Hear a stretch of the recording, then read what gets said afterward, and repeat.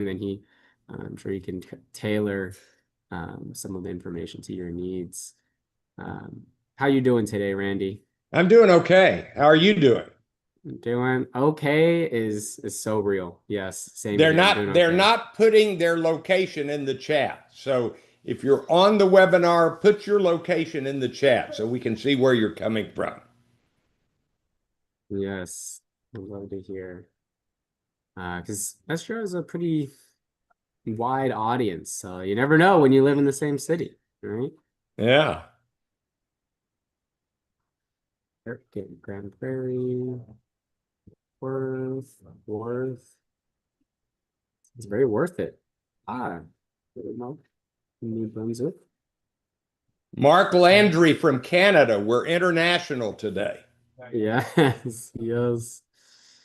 Awesome. Well, yeah, so today's executive book briefing is called Unreasonable Hospitality, the Remarkable Power of Giving People More Than They Expect. So, of all the things to be unreasonable about, hospitality seems like a good one to go through. Um, so I'm excited to hear about it, Randy. Tell us, pass it off to you to Thank you, walk us through this. Housen. Yeah. Welcome, everybody. I do one thing at the beginning. I take my headphones off, and then I ask, Housen, can you hear me okay? Oh, I can hear you I can't hear you fantastically. say that. So It's thumbs so up. good. All right, excellent. Good morning, everybody. I have been doing book briefings for SGR for over 20 years, and I've been doing what we call book synopses at an event in Dallas called the First Friday Book Synopsis for nearly 28 full years. I have presented handouts, I've prepared handouts and presented book briefings, book synopses of over 650 books in the last 28 years. So this is something that I do. I read books, I help people know what's in them, and then it is your job. I hate to tell you this, it is your job to put what you learn into practice. In the chat is the handout for unreasonable hospitality. And so if you've got a printer, print it out. If you don't, open it up kind of on the side screen and follow along. Keep your pen handy. We mark them up. And let me say a word or two as we get going. Number one, here is my recommendation to you. Listen to my presentation, mark up the handout. I will not be able to read everything aloud on the handout. You'll see some quotes and excerpts from the book, the best of my highlighted passages. And when you see one in bold or in a larger font, that's my emphasis. And so I'll read many of those, but I won't read all of them. And so my encouragement to you is that you take this handout and you reread it one time in the next 2 to 5 days. And if you will read the handout in its entirety and pay attention to the notes you took today, you will get this book. And then you have to put it into practice. So that's the deal. Now, I have done so many business books. People ask me, Randy, what's the best book you've ever read? And I have an answer, Man's Search for Meaning by Viktor Frankl. But people ask me, what's the best business book you've read? And I do not have an answer. I've got 4 or 5 best leadership books, and I've got a couple of best strategy books. And I've got some other books on other issues of business, culture. But there are a couple of categories where there is almost a Bible on the category. For example, in time management, there are a lot of good books on time management, but the Bible is Getting Things Done by David Allen. You can read other books like 4,000 Weeks, and they're helpful and they stretch your thinking. But in terms of practical things to do, the book you want on time management is Getting Things Done by David Allen. Well, I'm ready to elevate this book to the Bible on customer service. This is the book on customer service. It's written by Will Guidara, who was the co-owner and he ran the #1 restaurant in the world. There's some rating agency that rates restaurants, and he had the #1 restaurant in the world. It's called 11 Madison Park in New York City. And you'll read about him on page 10 of the handout. And he ran the restaurant, but he was not in the kitchen. He was in the front. And so he ran the hospitality portion of the restaurant. And he has developed a whole industry of hospitality. He's left that restaurant and now he puts on seminars and conferences and writes books. And this book is a whopping bestseller on not reasonable hospitality, not bare bones hospitality, but unreasonable hospitality. And so if you were to read this book and ask a simple question, how well are we serving the human needs of the citizens in our city? Do we go way above and beyond, even to the point of unreasonableness in giving people what they didn't even know they needed, but they do need? So those are the kinds of issues that this book deals with, and it's really quite remarkable in how effective you can be when you start dreaming of going way past an extra mile. All right, get your pens ready. Let's start on the front page. On the bottom of the page, what is the point of this book? Assuming your product is good, very, very good. Assuming that you do the things in your city, you'll need to do some translating from this restaurant arena to your city arena. Assuming your product is good, very, very good, the difference maker is in the service. You and the people in your city are in the hospitality business. Hospitality, making people feel welcome and cared for. You're being hospitable. So, hospitality business. Be inventive, be creative, be unreasonable in your hospitality. I'm going to mention one story from another book a little bit later that adds to this punch. All right, at the top of the page, why is this book worth our time? Well, number one, this book will help you think far more creatively about your interactions with your circles of people, your coworkers, your customers, everyone. Number two, this book will help you think about aiming higher. You might find yourself thinking about your own areas where you are less than excellent and welcoming.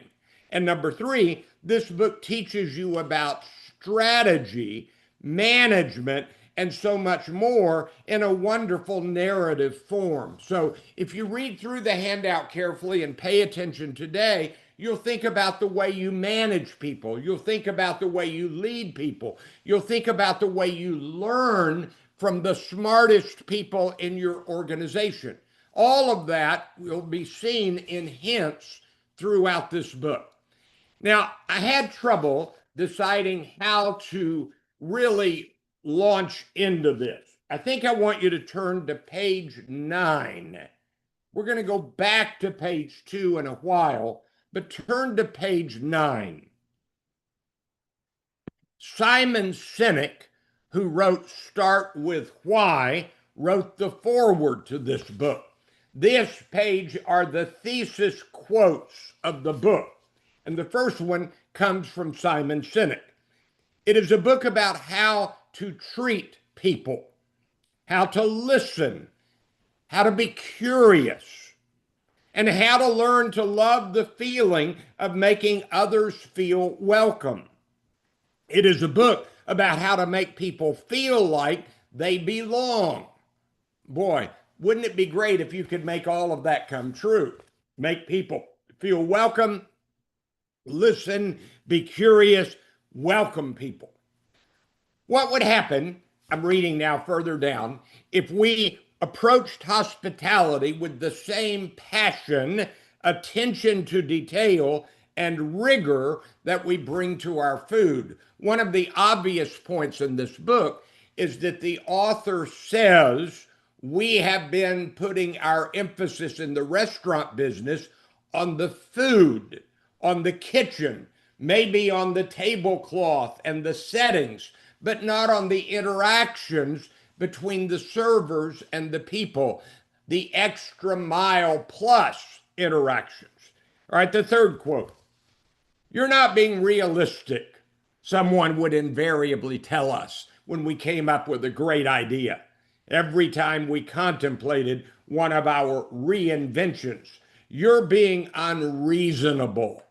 At this point, in the margin, write down this name of a book, The Power of Moments, by, I think, both the Heath brothers. I never remember if they both wrote a book or if only one of them did, but it's Dan Heath and Chip Heath, and it's The Power of Moments, either by one or both Heath brothers. And it talks about how powerful a single moment can be in establishing how somebody feels about your organization, your product, your service. And they tell the story in that book of the Magic Castle in Hollywood. It's a hotel and a magician paradise. And you can stay at the Magic Castle. And all over the campus, there are phones. They're pink phones. And you can pick up the phone and you can say, the answer is popsicle hotline, how many would you like? That's the answer. And you say, I want 3. And they bring you on a silver platter 3 pink popsicles. And there was a discussion in that book, it's described. Hey, why don't we just put a few refrigerators around with a pink popsicle? And whoever came up with the idea said, no, I want to deliver them upon request. Pick up a phone, request them, we deliver them on a silver platter. People will appreciate it and never forget it. Well, if you think about the popsicle hotline, this book is a whole chronicle of popsicle hotlines, of great ideas that are beyond anyone's imagination, even seemingly. All right, next quotes. I'm writing this book because I believe it's time for every one of us to start being unreasonable about hospitality. Next quote, how do you make the people who work for you and the people you serve feel seen and valued? Let's pause. What happens when you make somebody feel unseen and not valued? It's over. They don't have any loyalty to you. They don't want to take part in what you're doing. If they could, they'd go somewhere else. Unseen and not valued. Whether it's an employee or someone you're serving, you don't want that. So how do you make somebody feel seen and valued? How do you give them a sense of belonging? How do you make them feel part of something bigger than themselves? How do you make them feel welcome? And look at the bottom quote. I believe this idea of unreasonable hospitality can result in a seismic shift if it extends beyond restaurants. And I agree with this. If you can do something that is truly past the extra mile, it grabs people's attention and they want to be part of it. Turn to page 10, the next page. I won't read all of this about Will Guidara at the top, the author, but I will say that he's the founder of Thank You, a creative agency that helps companies across disciplines make the choice to be in the hospitality industry. He's the former owner of 11 Madison Park and a judge on HBO Max's The Big Brunch. He had the right father, the right dad. When I was young, my dad gave me a paperweight that read, what would you attempt to do if you knew you could not fail? And when his dad, I'm reading here, took him to the Four Seasons restaurant when he was young. What I did know was that the Four Seasons was the fanciest and most beautiful place I had ever been in my life. I was glad that I had insisted my dad buy me a classic Brooks Brothers Navy blazer with brass buttons for the occasion. This was a place you dressed up for. 30 years later, I still haven't forgotten how the Four Seasons made me feel. That night, I learned a restaurant could create magic, and I was hooked. And in the book, he tells the story of how the chef, the head chef, made him and his dad feel welcome, lingered and talked to them, let them stay late. It was a very wonderful experience. And so it's a cool memory that shaped him the rest of his life. I'm almost tempted. Yeah, I'll say it. We've become a very casual culture. So that if you go to a special place, let's just take one example. If you go to the symphony, if you had gone to the symphony 30 years ago, every man would have been in a coat and tie, and the women would have been dressed up. You dressed up to go to the symphony. Now you go to the symphony, and there's hardly anybody with a tie on. And I'm not belittling that or downgrading it, but maybe there are some places that are so special that we ought to prepare ourselves to go. And I thought of that when I read his little description of the Four Seasons. He prepared himself to go. And I'm an old guy and I'm curmudgeonly and I admit it, but I still wear a tie when I speak and a coat and tie when I'm in front of a live audience. I don't know why. I know that everybody else is casual, including the people on SGR, and I don't fault that, but I feel like I have to get ready to go speak. And again, that's me. But regardless of how you think about that, and I'm not arguing for more formal attire, what I am saying is if you go to some restaurants, there's an expectation of something better and higher. How do you build that into your city where when people have an interaction with your city, that they expect wonderful things to happen? That's the idea in this book. And my dad has always said, run toward what you want as opposed to away from what you don't want. Go find what you want to do. Now, I'm going to keep reading on this page. A thought about studying the best, the number one in the world. Exemplars make us stretch in our thinking and in our actions. And so if you want to get good at something, study the best. But there's a subtle problem with that. If we study best practices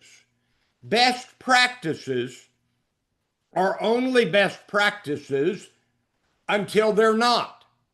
And somebody will come along, the innovator's dilemma, disruptive technology, something new, and once a paradigm shifts, best practices are no longer best practices.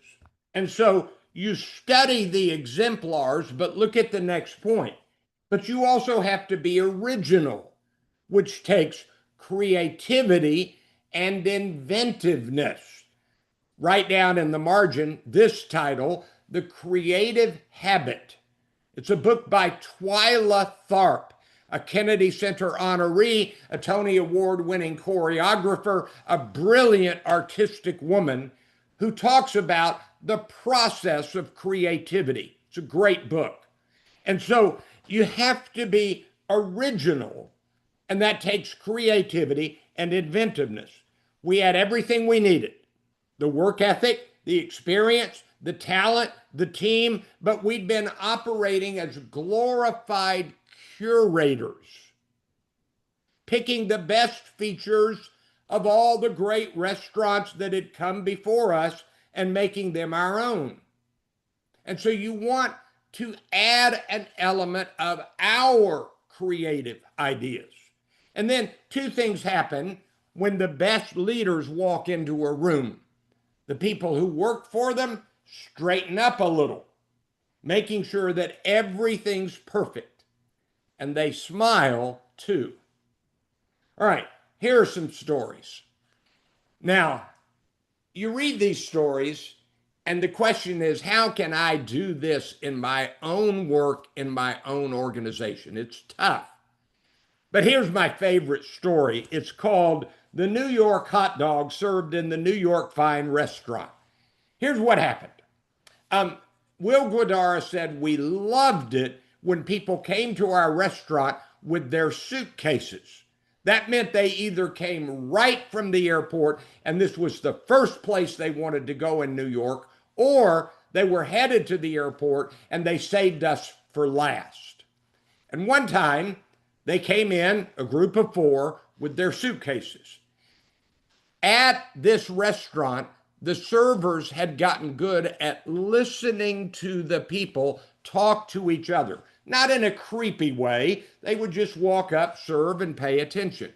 And they heard one of them say, the only thing we have not done, now that we're eating at this restaurant, the only thing we have not done in New York that we wanted to do was to eat a New York street hot dog.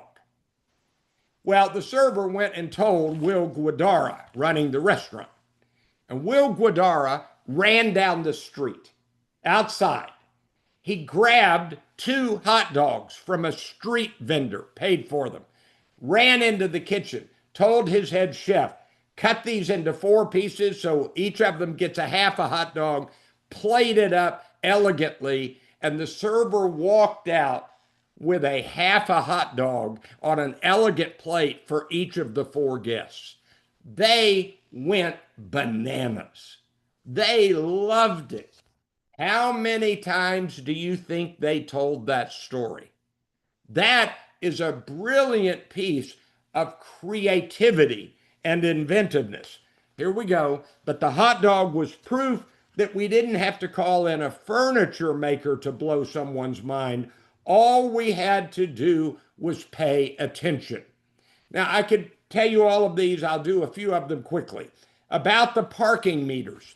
People in New York City put their car at a parking meter, go into a restaurant, then they start getting nervous. So at this fine restaurant, they would ask people, what's your car and where is it parked approximately? And the restaurant would go put coins in the parking meter to keep the time up. And they would tell the table, we've paid for your next round of parking. And that would set them at ease. Set people at ease. At the end, one of the problems with a restaurant is if you want the check and it's not there, or they bring the check and you feel like that they are rushing you. So at this restaurant, remember it's a fine restaurant, they would bring a small bottle end of meal cognac with the check. And they would say, here's a bottle of cognac, enjoy it for as long as you want, and when you're ready to pay the check, we'll come get it. So it took away the worry of when will I get the check or I'm feeling rushed. Brilliant. And a Wolfgang Puck's restaurant, Spago, there was an exceptionally wealthy, very good customer who was, forgive the term, quite large. And so he had trouble finding a chair in a restaurant.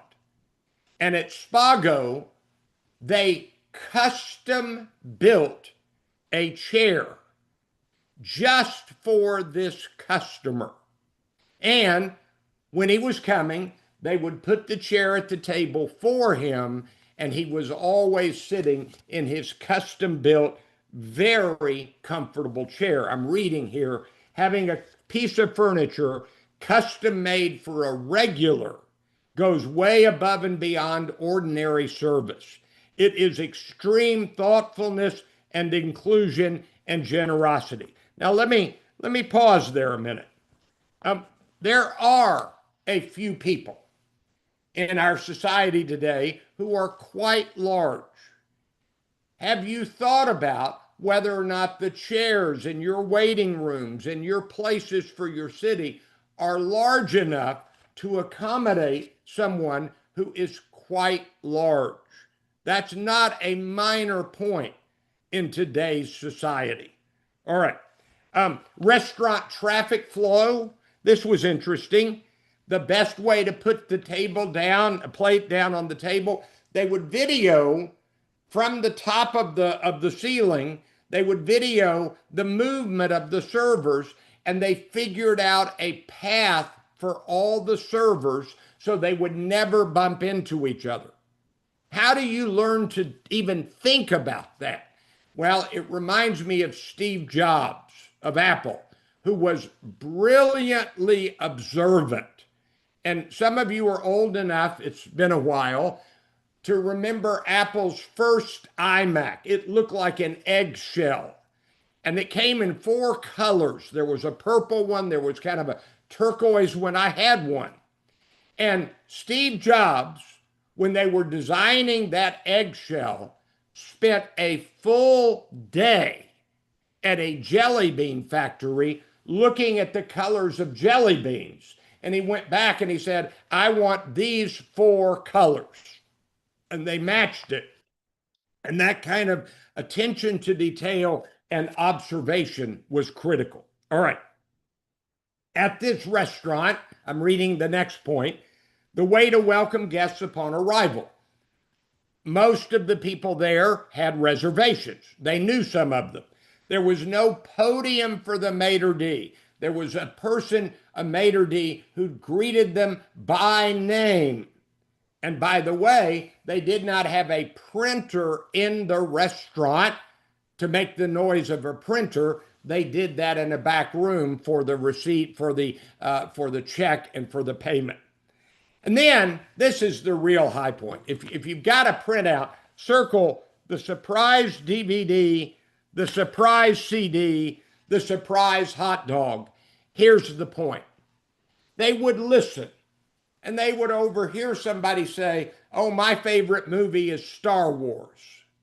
And so when that person went to the restroom, they were near a DVD store or they had a big supply, they would slip the DVD of the movie Star Wars under their napkin. They heard one group of 4 talking about the tooth fairy. And so throughout the night, as the people at that table went to the restroom, the server would slip a quarter under the napkin. The tooth fairy visited the table. What they did was they came up with ways. The favorite CD, they heard somebody say, I like Bruce Springsteen. They'd put a CD of Bruce Springsteen movie under the napkin. They found ways to really help them feel welcomed, special, and attended to. Wonderful. All right, I'm going to keep reading. I've got to move a little more quickly now. We are now in the service economy era. For most of America's history, we were a manufacturing country. But now we're a service economy, and dramatically so. More than 3/4 of our gross domestic product comes from service industries. Well, what's the key word in service industry? Service. All right? The formula. Think outside the norm. Act on your wildest ideas. Put the people first. The people on your team, then the people you and they serve. All right. Look at the bottom quote. This was his partner. Danny's big idea was to hire great people, treat them well, and invest deeply into their personal and professional growth, and they would take care of the customers, which is exactly what they did. That's reminiscent of Herb Kelleher's philosophy when he ran Southwest Airlines. We take care of our employees, they take care of the people who fly on our airplanes. Page 11. At the top, yes, yet again, as Simon Sinek says, start with why. When Will Guidara and his father visited that Four Seasons restaurant, look at this. My dad and I were the last people in the entire restaurant. Not the last guests, but the last people, period. There was no check, and that's because the chef knew Will's dad. I had already happily chosen a life in restaurants, but that night I learned how important, how noble working in service can be. Look at the bold quote. Without exception, no matter what you do, you can make a difference in someone's life.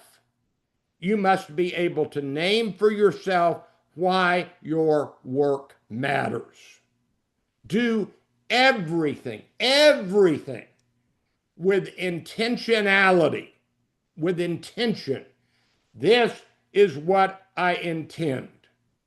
And aim for memorable emotion. People will forget what you do, they'll forget what you said, but they'll never forget how you made them feel. That is exactly right. Now, I can't read all of this, drop down a couple. Here's a big lesson. Praise with a lot of emotion. When somebody does something really well, bring in the emotion. We loved this. This was terrific. But criticize without emotion. Because when you criticize, no matter how well you do it, it's tough on people to take criticism. So you have to do it very carefully. Criticize the behavior, but not the person. Praise in public, criticize in private. There's a lot of discussion about that. In NVIDIA, they criticize in front of everybody, but in order to teach. But what he's really saying here is pay attention to how you treat the people. Praise with emotion, criticize without emotion. All right? Everybody needs a Laura. Will Guidara had a person who worked for him named Laura. She was very good in the restaurant. She's the one who taps my shoulder and says, hey, this needs a little finessing, or you got to chill out a little bit.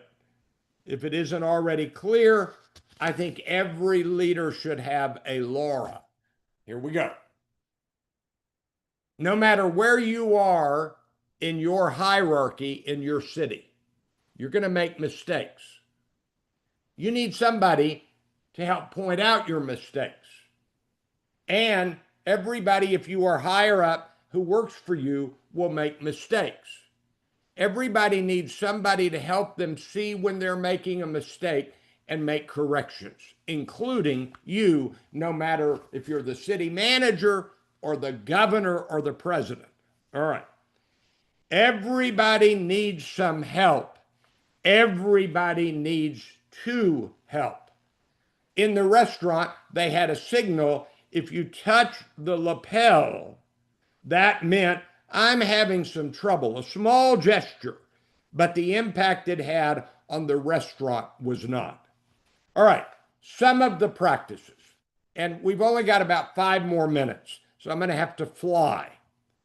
There's a daily meeting so that everybody is on the same page. If you want a consistent message, everything from Mastering the Rockefeller Habits by Vern Harnish to Traction to many other books, you gotta have regular meetings. There's no way around it. We got to get good at having good meetings, but you can't not have meetings. So they have daily meetings. Trust people while giving responsibility. Trust that people will grow into the job responsibility. In bold, sometimes the best time to promote people is before they are ready. If you see they have initiative and they're smart and they work hard and they'll grow into it. I like the idea of letting everybody have input on strategy, the strategy session with input from all. And I like this. He had a 95-5 rule. He said on 95% of what we did, we saved money every way we could. But on 5%, we would throw extravagant parties for the staff. So that's the 95-5 rule. Learn to save money, but reward them with extravagance. Turn to the back, page 12. Morale really matters. That's important. Just because a few regulars love an employee doesn't mean they should be allowed to erode the foundation of everything you're trying to build. If somebody is harming the morale, you can't let them stay there.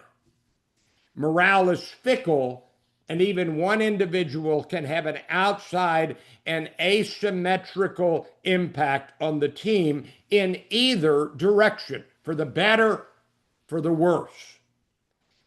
Develop experts. This is fascinating. In the restaurant, they found a person who loved coffee, a person who worked there, who loved coffee. They sent this person to coffee stuff. They became more of an expert. They served coffee that people raved about. They had a coffee expert. They had a wine expert. Well, what experts are in your city? The person that everybody knows, that's the one that knows this stuff. You ought to identify your experts and give them money and training to develop their expertise further because they love it. So that's the idea. And then in the bold part here, every single thing matters. It may not be possible to do everything perfectly, but it is possible to do many things perfectly. That's the very definition of excellence. That's the very definition of excellence. Getting as many details right as you can. The way you do one thing is the way you do everything. And we found over and over that precision in the smallest of details translated to precision in bigger ones. Well, on the right are my lessons and takeaways. Number one, note, Will Guidara intentionally sought out books to read to help him think about the business and build teams and to manage people effectively. He read a lot of books. He mentions them in the book. The 1 Minute Manager was a big one about the 1 minute praise and the 1 minute criticism. Maybe we all should read more books. Number two, develop the ability to go back to the basics time and again, always. Other things tend to crowd out the basics. Don't let this happen. Number three, your relationships with those at work and with those you serve are your bread and butter. Always be getting better at your relationships. Number four, be inventive, be creative, come up with new ideas. Add the unreasonable to your hospitality. In your organization, applaud people who come up with good ideas. Number five, and yes, regardless of what you do, you are in the hospitality business. Number six, whenever possible and often, personalize your surprise, unreasonable hospitality actions. Don't just give a DVD of music, give a DVD of music they like because you heard them. And number seven, learn to give people the benefit of the doubt. Be nicer strategically. I didn't have time to cover that. Assume the best in people. And because it is the right way to treat people. Well, I did not read all of the best of my highlighted passages in the first few pages. I hope you will do that on your own. Unreasonable Hospitality, the remarkable power of giving people more than they expect. Back to Howson. That was fantastic, Randy. Thank you so much. I hearing all of these different goal little nuggets of knowledge really help solidify the idea that we can learn so much from just listening to other industries, right? Thinking about what can we learn from the hospitality industry and bringing that into local government. One of my favorite takeaways was the surprise, unreasonable hospitality action, right? Um, if not for our members, clients, residents, even for our team members, right? How do we provide a surprise for them, and what channels do we have for listening to them, right? How do we even get the idea? How do we learn the idea that this is their favorite band? So Yeah. that was fantastic. Thank you. Yeah, one question came from the group was around, you mentioned a book, someone by name, their name might be Twyla. Twyla, The what book was the is name of that? The Creative Awesome. Habit by Twyla Tharp. And I read that book years ago, and it is really a terrific book. She also wrote a book called The Collaborative Habit, and it is every bit as good. And so both of those are good. They're not written by a normal business person. She is a choreographer. And I just put in the chat the link to the Amazon page for The Creative Habit. It's a great book. It's a great book. So, Awesome. Thank you, Randy. And Hassan, I want to do yeah, two quick things. sure. Let's see here. Ramon Sanchez is from Muleshoe, Texas. And Ramon, when I went to college 1,000 years ago, I met two people from Muleshoe at the college, and I've always remembered the name Muleshoe, Texas. So it's nice to have somebody from Muleshoe, Texas. And next month, on this day of the month, whatever this Wednesday is this the second Wednesday? When I do the executive briefing, book briefing next month, I'm going to present the book that's getting a lot of buzz about how we need to dream bigger, called Abundance, written by Ezra Klein and Derek Thompson. So that is the second Wednesday of next month, executive book briefing webinar. So I hope you'll join this every week. They have a week on AI, and then they have other things, but join us again for the book briefing next month. Okay, Howson, I'll be quiet now. Thanks for mentioning that. No, yeah, thank you everyone for listening and showing up every week. We're here to serve. Yeah, thank you, Randy. Thank you, Lisa, for your support. Couldn't do any of this work without you. Look at that. Again, thank yous in the chat. But yes, see you same time next week. Keep an eye out for the topic.